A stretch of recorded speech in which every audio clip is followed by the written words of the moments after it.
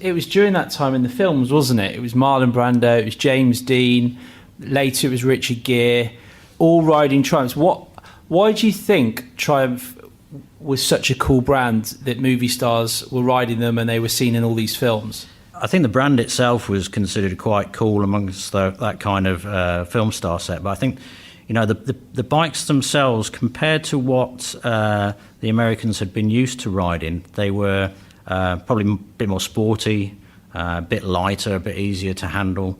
So they kind of had that attractive, dynamic edge to them, maybe compared to some of the other models that were out there.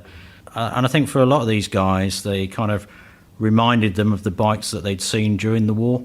And then when they went back to their own countries after the war, they kind of tried to recreate that kind of look of the British bikes that they'd seen being ridden around in Europe. How do you think Triumph got so well known internationally at that time? Because today you could argue that it's a lot easier with the communications that we have, the channels that are open, marketing, but back then it's a lot harder. And also to get somebody that's from another country to start buying your product. I guess the films were a big part of it, weren't they?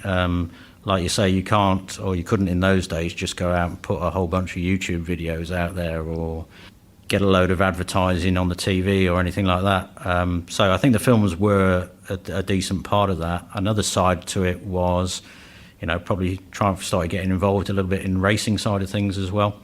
So racing at the TT, but in America in particular, racing in flat track was the big thing over there, which is, basically a mile-long oval of dirt with guys going round as fast as they can and going around the corners completely sideways.